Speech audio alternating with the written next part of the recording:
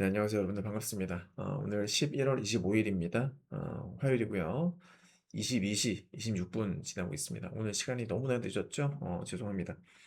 오늘 일 끝나고 외부 스케줄이 있었어요. 네, 그래서 그거 끝마치고 좀 늦게 들어왔습니다. 늦게 들어와서 영상도 지금 녹화를 늦게 시작을 했고, 일단은 하기 전에 분석을 해야 되니까 분석을 하고 녹화를 해야 되는 부분이라 시간이 좀 걸렸습니다. 네, 그래서 저 평소에 계속 일 끝나면은 이제 사무실에서 계속 분석만 하고 있다가 외부 스케줄 한번 마치고 오니까 몸이 너무 피곤해요, 지금.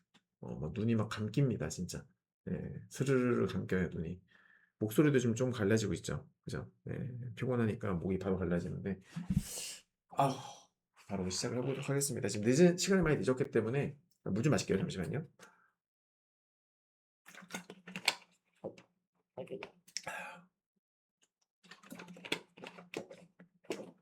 시간이 늦었기 때문에 빨리빨리 진행을 하도록 하겠습니다. 자, 우선 뉴스부터 볼게요. 자, 알파벳의 제미나이 3 공개 AI 불안감을 잠재우다. 네. 저는 원래 GPT 구독을 하고 있었었는데, 저 해지했습니다. 제미나이가 훨씬 더 뛰어난 것 같다. 뭐, 얼마 전에 말씀드렸었는데, GPT 그냥 버렸어요. 네. 바보예요, 진짜. 제미나이 쓰다가 GPT 쓰면 좀 답답함이 느껴질 때가 한두 번이 아닙니다. 네. 제미나이 훨씬 더 똑똑한 것 같아요. 제가 봤을 때는. 뭐 어떤 분야에서 어떻게 활용을 하느냐에 따라서 결과가 달라질 수 있는 거니까 어디까지나 이거는 제 개인 의견일 뿐이다. 자, 보겠습니다. 네, BNP 파리바에서요. 구글은 검색, 유튜브, 구글 클라우드를 통해서 AI 클라우드 분야의 승자로 평가된다. 제미나이 3로 AI 역량을 입증했다. 그러면서 상승력이 커질 것으로 보고 목표가를 올렸다라고 얘기를 했습니다. 예. 정말 잘 나가고 있죠. 얼마 전에도 제가 한번 언급했던 내용인데요. 오픈 AI의 샘 올트먼이 구글의 제미나이를 보면서 되게 긴장했다라고 제가 한번 전해드렸었죠. 네. 어, 이 오픈 AI의 이 회사의 일시적인 경제적 역풍을 일으킬 수 있을 것 같다. 네, 쫄았어요. 올트먼이 그죠? 네, 좀 쫄았다. 지금 AI의 이 점유율이 제미나이 출시 전 23%에서 출시 후에 30%까지 높아진 겁니다. 구글이 완전 지금 잡아먹고 있어요. 대단하죠. 그리고 뭐 그 정도. 그리고 이제 중요한 게 금리 인하인데 그러니까 이게 지금 페드워치 상에서 보면은 이제 80%까지 급등이 나왔는데 한 달 전에는 12월 금리 인하율이 95%까지 갔었다가 지난주에는 30%대까지 떨어졌다가 지금도 80%대까지 올라가고 있죠. 그러니까 이걸 보면 알 수 있는 게 뭐예요, 여러분들? 어, 시장이 계속 뭔가 뉴스가 계속 나오고 있고 변수가 수많은 변수들이 수시로 그죠? 나오면서 시장을 뒤흔들고 있다라는 것을 알 수 있는 거예요. 그러니까 어떤 여러분들께서 알고 있는 여러분들의 뷰가 그러니까 사람들도 여기도 제가 여러 그 글로벌 IB의 의견 같은 거 골드만삭스라든지 뭐 BNP 파리바라든지 걔네들 뉴스를 다 모아서 제가 요약을 해드리고 있습니다만은 그러니까 걔네들도 수많은 이코노미스트들도 있고 애널리스트들이 전망을 하잖아요. 계속 틀리잖아요, 그죠? 예, 12월 금리 인하할 것이다라고 했다가 또 철회했다가 몇 회 할 것이다, 5회 할 것이다 했다가 뭐 3회 할 것이다 줄이고 그러니까 100%는 없는 거예요, 정말. 왜냐면 계속 이슈가 바뀌어요. 뉴스가 계속 새로운 뉴스들이 계속 나오면서 이슈가 계속 바뀐다. 그러니까 시장의 방향성을 예측한다는 게 정말 쉬운 게 아닙니다. 예. 변수가 없으면 쉽죠. 근데 항상 수많은 변수들에 노출이 되어 있기 때문에 이런 것들 우리가 좀 염두에 두면서 방향성을 분석을 해야 된다. 그러니까 너무 제가 드리고자 하는 말씀은 뭐냐면은 너무 확신을 가지고 마라. 예, 확신을 가지지 마라. 예. 제 과거 경험상 어떤 뷰에 대해 확 꽂히잖아요. 종목도 마찬가지예요. 이 종목이 갈 것이다. 혹은 시장이 올라갈 것이다. 이런 어떤 뷰에 너무 꽉 꽂히게 되면 꼭 거기서 사고가 터지더라고요. 거기서 뭔가 당연히 올라갈 것이다라고 생각하면서 이제 방심을 하는 순간 저는 그랬어요. 저는 꼭 그럴 때 사고가 터졌다. 그럴 때. 예. 물론 수익 난 적도 많았지만 사고 났던 것들도 방심할 때 꼭 터지더라 이 말이에요. 종목이건 지수건 예, 그건 꼭 명심하셨으면 좋겠습니다. 네. 최근에 이 금리 인하 확률이 확 올라간 이유는 일단은 페드의 2인자로 불리는 존 윌리엄스, 그죠? 얘는 뭐 지속적으로 계속 금리 인하를 외쳤던 인물이고, 두 번째로는 얘는 투표권이 없어요. 메리 데일리 총재는 투표권도 없고, 기존에는 약간 보수적, 중립, 그런 인물이었단 말이에요. 중립 의견을 나타내던 그런 인물이었는데, 갑자기 얘마저도 금리 인하를 지지한다고 깜짝 선언을 해버린 거예요. 그래서 이게 좀 컸어요. 네, 원래 보수적 입장을 유지하던 인물이 갑자기 지금 입장을 선회해서 금리 인하 지지한다고 하니까, 지금 연준 내부에서 지금 암묵적으로 그러니까 파월도 그렇고 파월을 중심으로 해가지고 약간 금리 인하, 금리 인하로 가자 뭐 이런 기류가 흐르고 있는 거 아닌가, 그런 어떤 이제 월가에서는 그렇게 이해를 한 것 같아요. 네, 그래서 그런 것들이 큰 호재로 작용을 했다. 그래서 제가 얼마 전에 11월 쇼뷰를 주장을 할 적에, 자, 그런 말씀 드렸었어요. 주가가 신고가를 찍었을 때는 이 주가 레벨에는 12월 금리 인하라는 컨센서스, 그게 여기에 녹아 있었다. 음, 그죠? 이게 유지가 되려면은 12월 금리 인하가 정말 해야 되는 거예요. 확률이 높아야지 이 주가 레벨이 정당성을 확보를 하게 되는데, 금리 인하 오랜 셧다운을 인해 가지고 금리 인하가 불투명해진 그런 상황에, 거기다가 페드워치 상에서 30% 40%막 떨어진 이런 상황에 이 주가 레벨이 유지되는 건 쉽지 않을 것이다. 그러니까 숏이 나올 거다라고 제가 막 주장을 하지 않았었습니까? 1, 2주 전쯤에, 그죠? 결국 적중을 했단 말이에요. 네. 그래서 급락을 했는데 이게 다시 지금 80%로 올라갔단 말이에요. 그렇죠? 그래서 이제 급등이 나오고 있다 이 말입니다. 예. 물론 이 80%가 계속 앞으로도 계속 유지가 될지는 몰라요. 모르는데 아무튼 그런 거다라고 보시면 됩니다. 그래서 어제 나온 거는 아무튼 메리 데일리 총재의 영향이 크지 않았나 라고 저는 개인적으로 생각을 하고요. 네. 여기도 있네요. 네. 에버코어에서 윌리엄스 발언에 대해서 해명하거나 혹은 철회하려는 움직임이 전혀 없다는 것은 파월 의장의 승인 아래, 암묵적으로 승인 아래 12월 이날을 밀어붙이려는 그런 계획일 수 있다. 예. 근데 사실 이것도 귀에 걸면 귀걸이, 폐에 걸면 코걸이에요. 왜냐하면 이 연준 위원들은요, 매년, 아니, 매월이죠. 거의 매월 계속 인터뷰를 해요. 그죠? 네. FOMC 회의 전에는 이제 그 뭐죠? 블랙아웃이라고 해가지고 언급을 안 합니다. 안 하다가 이제 그 회의 끝나고 나면은 막 돌아가면서 계속 막 인터뷰를 하잖아요. 네. 그러니까 원래 인터뷰할 때는 나는 금리 인하가 좋다고 본다. 난 금리 인하보다 난 동결이 좋다고 본다. 이렇게 원래 인터뷰합니다. 원래. 그죠? 항상 해 오던 거예요. 누구는 금리 인하를 지지하고 누구는 동결을 지지하고. 근데 갑자기 지금 와가지고 이런 식으로 또 해석이 나온다라는 게 저는 제가 봤을 때는 좀 억지스럽지 않나. 약간. 네. 음. 예전에도 그죠? 예전에도 윌리엄슨이 계속 금리 인하를 지지해 왔었었고 했는데, 지금 와가지고 얘가 어? 금리 인하 이거에 대해서 뭐 해명하지 않는다라고 해가지고 인하를 밀어붙이려는 거다, 이렇게 해석을 하는 거는 조금 약간 좀 억지스럽지 않나? 그죠? 그런 저는 생각이 좀 들더라고요. 네. 매월 얘네들이 인터뷰를 하거든요. 다를 게 없어요. 평소랑 다를 게 없는데 갑자기 이번 인터뷰만 가지고서 지금 이렇게 해석을 하는 게 조금 저는 어색하다. 자, 그다음 별거 없었고, 이 마이클 윌슨 CIO는 얘 원래는 얘도 쇼쟁이에요. 네. 그러니까 시장에 대해서 많이 올랐다, 빠져야 된다. 주로 막 작년까지도 계속 쇼쇼쇼쇼 거리던 인물인데 당연히 욕 많이 먹었죠. 시장은 꾸준하게 올랐으니까요. 네. 욕을 많이 먹었던 인물인데 올해 7월 달부터인가 정확하게 시점은 기억이 안 나는데 올해부터 갑자기 얘가 또 롱으로 바꿨어요. 갑자기. 네. 하도 욕을 많이 먹어서 그런지 갑자기 이제 롱으로 얘가 지수도 갈 거다, 사야 된다라고 막 하더라고요. 올해 한 6월, 7월부터 해가지고. 네. 실제로 지수는 올라갔죠. 여전히 지금 얘는 더 갈 거다라고 주장을 하고 있습니다. 네. 그리고 뭐 골드만삭스에서는 연말에는 S&P가 더 올라갈 것이다. 긍정적인 전망을 내놨고요. 여전히 경제활동 11월 성장률이 2.6%로 건강한 성장세를 보이고 있다. 자, 팩트셋에서 여전히 실적이 좋다. 기업들의 이제 95%가 발표했는데 3분기 실적에서 그중에서 발표한 기업들의 83%는 EPS 컨센 상회, 76%는 매출 컨센 상회를 보였다는 거죠. 그리고 매출 증가율 또한 22년 3분기 이후로 최고다. 그러니까 지금 여전히 미국의 주요 기업들은 실적 성장세가 좋다. 좋은 흐름을 유지하고 있다. 뭐 이런 얘기입니다.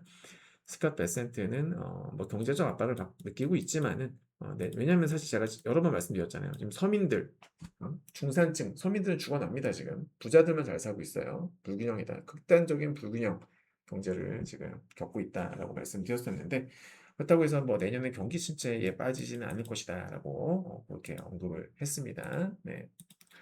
자 그리고 또 재밌는 이슈가 있었었죠. 자, 마이클 버리와 마이클 윌슨의 시장 견해예요. 마이클 버리, 영원한 쇼쟁이죠. 마이클 버리. 제가 얼마 전에 소식 전해드렸었는데요. 헤지펀드 끝냈죠. 얘가 얼마 전에. 자기가 안 하겠다라고 해가지고 네, 일각에서 많이 비웃었어요. 근데 계속 쇼쇼거리다가 실패해가지고 망한 거 아니냐. 비웃는 그 조롱 섞인 그런 것도 그런 의견도 많았었는데 얘가 이제 펀드 매니저 그만두더니만은 쉽게 말하면 네프콘 같은 거 한 거죠. 네프콘. 네이버 프리미엄 콘텐츠 같은 구독 서비스를 얘가 이제 시작을 한 거예요. 예. 하면서 얘가 이제 이렇게 좀뭐 내용들을 적어놨는데 순서대로 보게 되면은 여기 SF 크로니클이라고 보이죠? 이게 샌프란시스코 크로니클이라는 어떤 언론사 뉴스 뭐 그런 걸 거예요 아마. 네. 거기서 마이클 버리가 아마존을 숏을 했다. 아마존은 숏을 했다라고 말했대요. 거기서 이제 신문 기사 실렸다라는 거죠. 네.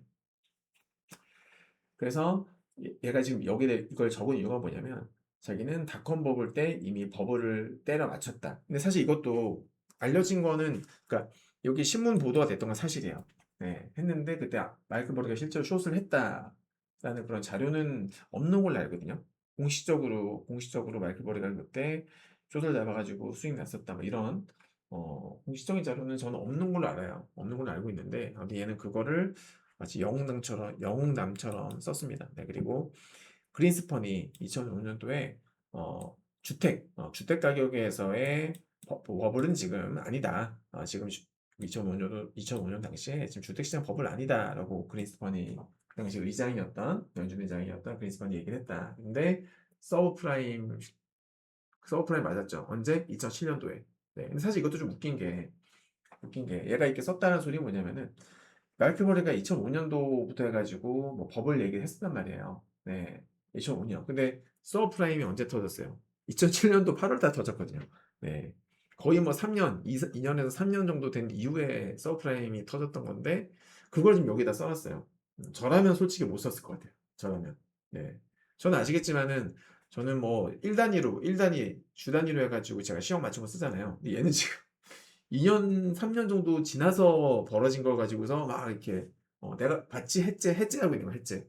어, 내가 봐봐, 그린스펀 내 말 무시하더니만 이거 봐봐, 2008년도, 7년도에 또 터졌잖아. 그 얘기하고 있는 거거든요. 예, 좀 웃기지 않습니까? 좀 짜칩니다, 요즘 말로. 예, 그 다음에 2025년도에 파월이 목이 계속 갈라지네. 죄송합니다. 이제 2025년도에는 파월이 AI 기업들은 그러니까 과거에 닷컴 버블 때랑 다르다. 실제로는 지금 수익이 나고 그때랑은 다르다. 이렇게 지금 파월이 얘기했다 이 말이에요. 네, 그죠? 그러니까 이제 최종적으로는 파월도 이렇게 얘기했다. 그 말은 뭐냐면 버리는 아니다. 버리는 아니다. 다를 거 없다. 그때랑 똑같다. 역시나 버블이다. 이렇게 얘기하고 있는 거죠. 네. 얘가 나타나는 것은 나는 올바른 예언을 해왔었다. 올바른 예언을 했었었는데 내 말을 듣지 않았다. 뭐 이런 식으로 네, 얘기하는 거고 그리고 이제 내 구독 같이 가자. 플리즈 조인 미 그죠? 같이 가자. 구독해라. 카산드라 언체인드 네, 구독해라. 라고 얘기 지금 홍보를 하고 있는 겁니다. 네. 웃깁니다. 그죠?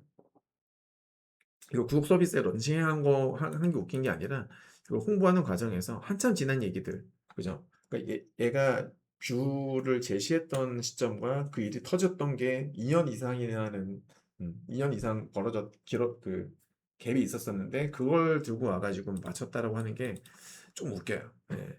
제가 봤을 때는 물론 제가 뭐 마이클 버리를 무시할 정도의 수준은 안 되지만은 그렇습니다. 그 정도입니다. 그 정도고요. 이 정도 참고하고 가도록 하겠습니다. 아무튼 시간 지금 벌써 40분 넘었어요. 빨리 진행할게요. 자, 오늘 시장 분위기는 갭은 떠서 출발했어요. 이제 아침에 텔레그램이나 SNS에도 말씀드렸었죠. 갭 뜨면 또 차익 매물 쏟아질 수 있다. 다만 오늘만큼은 좀 적당히 빠지고 올라갔으면 좋겠다 그랬는데 오늘도 안타깝게도 쭉 미끄러졌어요. 어제랑 똑같은 분위기였었죠. 이런 걸 뭐라 그래요? 전강 후약이라고 하죠. 네, 갭 띄고서 차익 매물을 주르르 흘러내리면서 밀리는 것들을 전강 후약이라고 하는데 외국인들 수급을 보게 되면 자, 코스피 같은 경우에는 장 초반에 빨간색이 외국인이거든요. 예. 장 초반에 갭 뜨고서 쫙 팔았어요. 팔면서 검정색이 짙습니다. 검정색도 같이 빠져요. 맞죠, 여러분들? 그러다 이제 오후장에 매수가 좀 유입이 되는 그런 모습으로 마감했고요.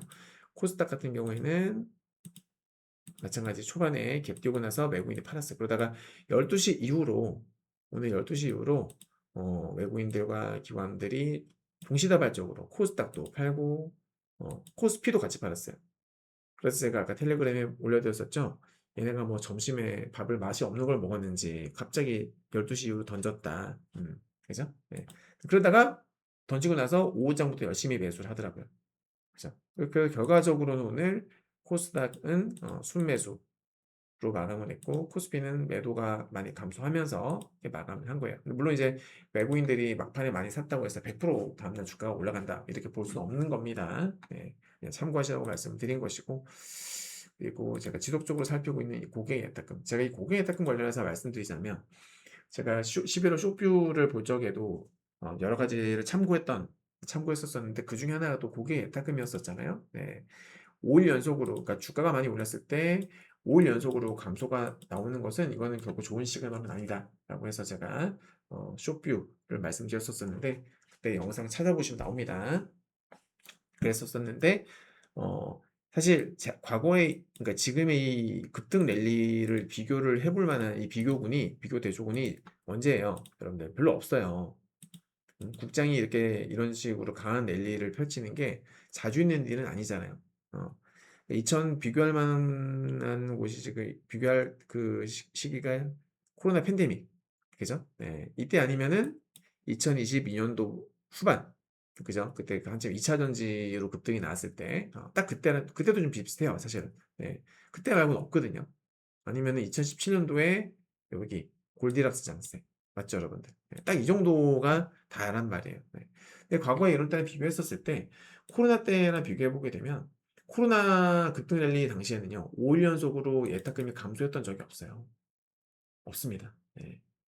이번에는 너무 빨리 나왔어요. 물론 이번에도 많이 올라가긴 했죠. 특히나 코스피가 많이 올라갔었었는데 벌써 고객 예탁금 감소가 나온다고? 글쎄 조금 약간 그러니까 사실 이번에 올라갔던 상승 배경이 새 정부 들어서면서 상법 개정도 우리나라 증시의 어떤 고질적인 문제들, 우리나라 증시의 어떤 체질 개선 이런 것들이 주요 상승 배경으로 작용했단 말이에요.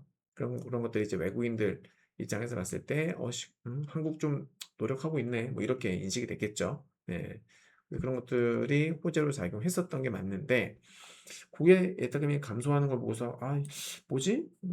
생각보다 조금 빨리 나왔다 이런 생각이 들긴 했단 말이에요. 네.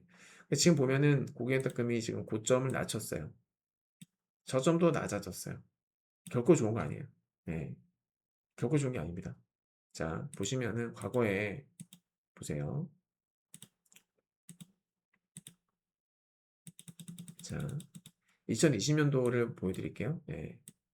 이때 같은 경우에는 한번 이렇게 고객 예탁금이 낮아진 적이 있어요. 2009월 달에. 9월 달에. 근데 여기도 쭉 빠지는 거 같죠? 근데 이게 5일 연속은 아니에요. 음, 5일 연속은 아닙니다. 네, 5일 연속은 아니고, 그리고 지금은 얘가 계단식 하락을 보여주고 있는데, 이 계단식 하락 흐름이 제가 일전에 영상에서 설명드린 적이 있는데, 이게 한 달 이상, 그러니까 한 달 이상 고점과 저점이 낮아지는 이런 흐름이 최소 한 달 이상 유지가 되면 이거는 좀 부정적으로 가야 돼요. 네. 근데 아직은 한 달이 안 됐죠. 왜냐면 이제 11월 달부터 11월 초부터 이게 꺾이기 시작을 했거든요. 조금 있으면 이제 한 달이에요. 그러니까 빨리 여기서 올라가야 돼요. 얘가 여기서 이 고점을 빨리 치고 올라가는 그런 흐름이 나와줘야 내가 좀 안심을 할 수가 있을 것 같다. 안심할 수 있다. 그 말입니다. 그러니까 제가 말씀드린 게 뭐냐면 지수가 본격적으로 하락 추세로 접어들 적에 고객의 예탁금이 어떤 추세를 보이느냐 보세요. 이렇게 이거예요. 네. 그죠? 그러니까 뭐 며칠, 일주일, 이주일 빠지는 거 가지고는 안 되고요. 네, 안 되고 꽤 오랜 시간 동안, 음, 음, 꽤 오랜 시간 동안 이렇게 고점이 낮아지는, 그러니까 한 달이라보다 두 달 이상은 봐야겠네요, 그죠? 한 달보다는 두 달 정도 해가지고 이렇게 꾸준하게 낮아지는. 주가도 떨어질 때 계단식으로 이렇게 내리고 오르고 하면서 빠지는 것처럼 고기에 조금도 마찬가지지 않습니까? 계단식으로 이렇게 되잖아요. 그래서 이런 흐름이 오래 지속되는 것은 추세 측면에서 좋진 않다. 그래서 아무튼 지금 꽤 많이 빠진 거라서 이런 것들은 사실 좋은 건 아니다. 빨리빨리 반등이 나오고 해줘야 그나마 좀 긍정적으로 볼 수가 있을 것 같고, 그리고 2017년도에 상승 랠리가 나올 때도 보세요, 여러분들. 예. 그러니까 오르고 내리고는 있었지만은 저점과 고점을 낮추면서 한 달 이상 유지가 됐던 적이 없어요, 별로. 여기다가 보시면은 여기는 옆으로 가잖아요. 이렇게 올라가잖아요, 그죠, 여러분들? 네, 맞죠? 그러니까 이게 계속 빠지는 건 좋은 게 아닙니다. 어, 계속 빠지는 게 좋은 게 아니에요. 여기도 보시면 저점을 유지해 주죠, 그죠? 네, 이런 식으로 유지가 된단 말이에요. 유지를 해줘야 되는데 지금은 지금 저점을 낮추고 있어서 이런 것들은 좋은 건 아니에요. 그러니까 반등이 빨리 나와야 됩니다. 제가 항상 예의주시하고 있는 부분이에요. 자, 국장 방향성 볼 건데, 자, 지금 현재 야간 선물은 보겠습니다. 지금 좀 올라왔네요. 마이너스 0.02를 기록하고 있어요. 지금 현재 22시 47분입니다. 너무 늦었다. 빨리 할게요, 빨리. 현재 그리고 MSCI 한국지수 지금 프리마켓에서는 마이너스 1.63% 기록 중에 있고요. 자, 오늘 뭐 오늘뿐만이 아니라 어제도 그랬습니다만은 코스피 코스닥 매우 찌질한 모습이다. 갭 두고 흘러내리는 전강 후약 흐름이 사실 이게 제일 안 좋죠. 아침에는 딱 떠서 출발했는데 오후장까지 줄줄줄 흘러내리는 이런 게 제일 안 좋은 거예요. 자, 밀려야 할 자리에서 밀림과 동시에 또 지지받아야 할 자리에서 가까스로 살짝 지지를 받는 위태로운 모습이다. 코스피가. 지지선에 근데 보면은 이런 거예요. 코스피가 오늘 음봉으로 마감을 하잖아요. 이렇게. 네. 근데 위에도 저항선이 있었고 또 밑에도 지지선이 있다 이 말이에요. 중간에도 당연히 지지선이 있어요. 있는데 이 지지선에서 꼬리가 살짝 달리긴 했어. 음, 달리긴 했는데 지지선에 매우 근접한, 그러니까 지지선을 위협하는 되게 매우 위협적인 그런 모습으로 마감을 한 거죠. 네, 그걸 제가 여기다가 이렇게 표현을 한 겁니다. 어, 지지선에 근접한 장대 음봉이다. 위협적이다. 일반적인 상황이라면, 그리고 추세가 강할 때에 블루라인 지지후, 이제 이게 무슨 말이냐면은, 자, 블루라인. 여기 코스피 여기 있어. 네. 자, 제가 처음에 얘가 코스피가 블루 찍었을 때 제가 그때 그 시황 브리핑에서 보통 추세가 이렇게 빳빳한 상태에서 블루를 찍게 되면 반등 나올 확률이 매우 높아집니다. 라고 말씀드렸고 실제로 반등이 나왔죠. 그죠? 제 뷰는 맞았어요, 분명히. 제가 지난 금요일에 빠졌을 때에 사야 된다. 반등 나올 거다. 나왔죠, 실제. 코스닥도 나오고, 나스닥도 나오고, 코스피도 나오고, 다 나왔잖아. 그죠? 나왔는데, 반등 나오는 게 하필이면은 갭 상승으로 반등이 나왔고, 그러니까 차라리 보합으로 출발해서 올라갔으면은 분위기는 훨씬 좋았을 거예요. 그죠? 네.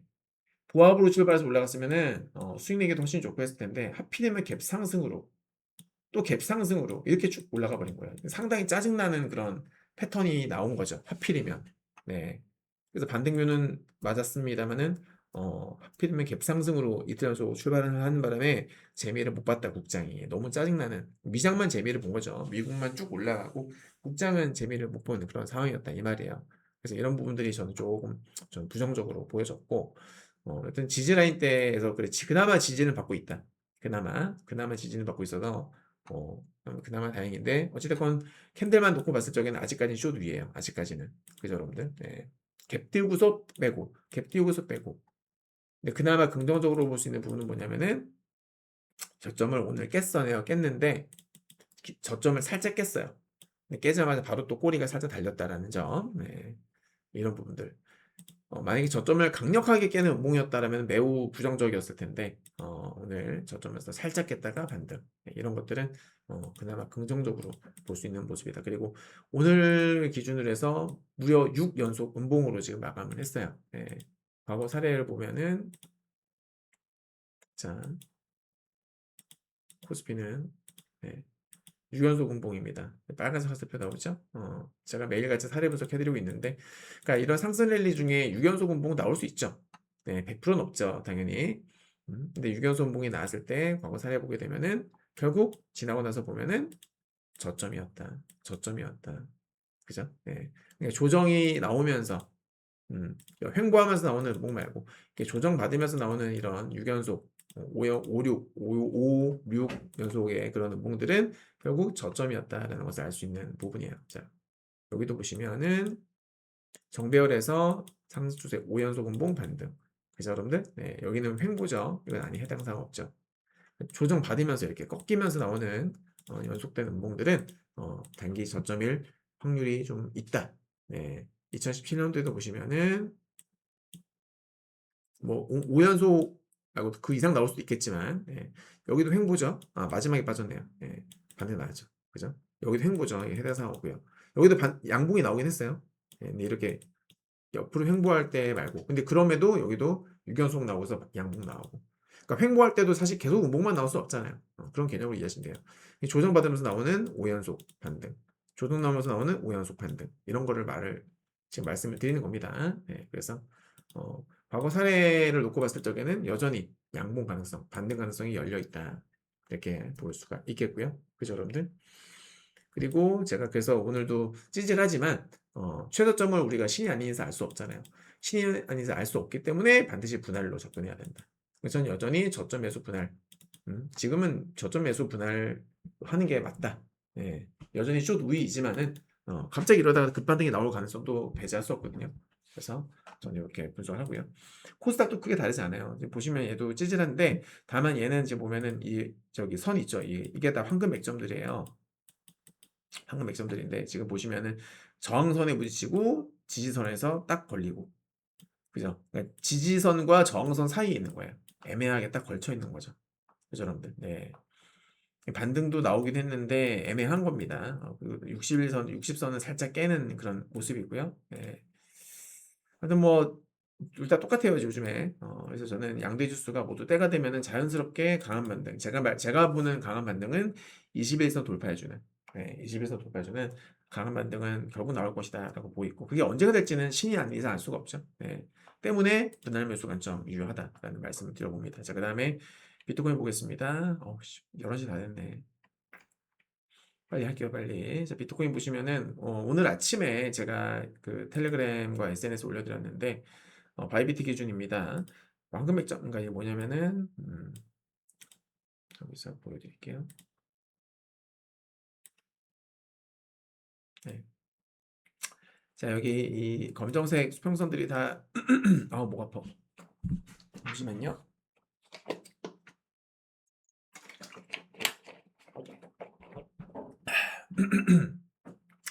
검정색 수평선들이 다 그 황금 맥점들인데 오늘 여기를 강하게 돌파한 거죠. 지금 여러분들 인버트 차트를 보고 계신 거고요. 여기 맥점을 강하게 돌파해서 마감을 했고 그래서 제가 오늘 아침에 이렇게 되면 롱 가능성이 높다. 기존에 이제 어제까지는 제가 어제까지는 종가를 보고 판단하겠다라고 해가지고 관망뷰를 말씀드렸었고 여기 보세요. 관망뷰. 그래서 종가를 확인하자. 종가가 87,000원을 강하게 넘겨주면은 롱뷰로 전환하겠다 말씀드렸던 것이고 그래서 오늘 강하게 돌파해줬단 말이에요. 그래서 이렇게 되면 저는 롱을 보겠다. 다만 아침에 제가 이거를 작성을 할 적에 여기 어디에요? 그 어디였니? 여기서 작성할 당시에 88788 였었거든요. 그래서 제가 거기도 맥점이니까 여기서 추격하지 마라. 추격하지 말고 조정 시에 롱을 할 거면 조정 시에 롱을 진입을 해라 라고 말씀드렸던 거예요. 그 조정 같은 경우에는 어디까지 나올지 장담할 수 없지만 황금 맥점 87,000을 다시 두드려줄 가능성. 왜? 자석 효과. 그리고 어때요? 지금 보시면 두드렸죠. 정확하게 두드리잖아. 그죠? 그러니까 추격 안 하고 제 말대로 기다렸으면 찬스를 주는 거예요. 그죠, 여러분들? 이 황금 맥점만 알아도요. 타점 잘 잡을 확률이 확 올라갑니다. 제가 87,000까지 기다리라고 했어요, 분명히.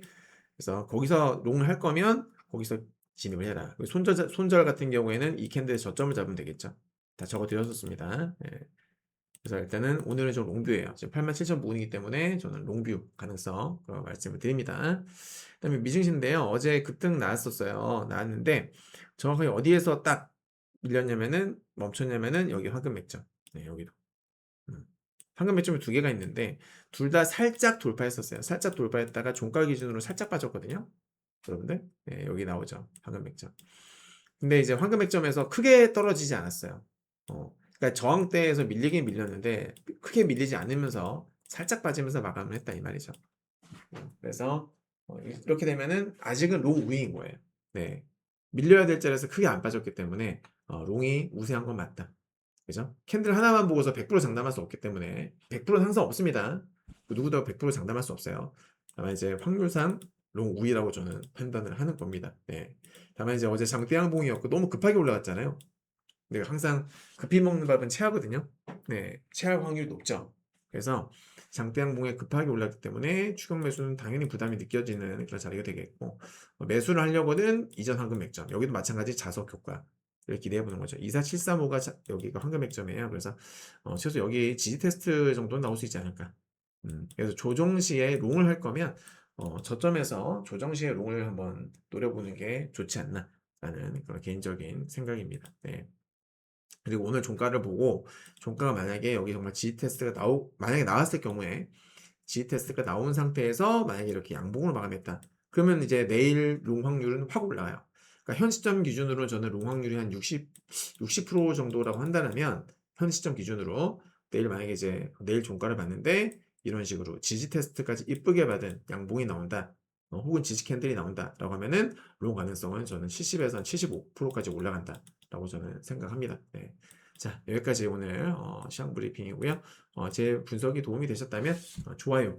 네, 네이버 프리미엄 콘텐츠에도 보시면 상단에 보시면은 하트 누르는 게 있어요. 하트 눌러주시면 감사하겠고 유튜브도 마찬가지 많은 하트 부탁드리겠습니다. 그리고 텔레그램 운영하고 있습니다. 방금 닫지만 텔레그램도 많이 입장해 주시면 감사드리겠습니다. 자, 오늘 영상 여기서 마칠게요.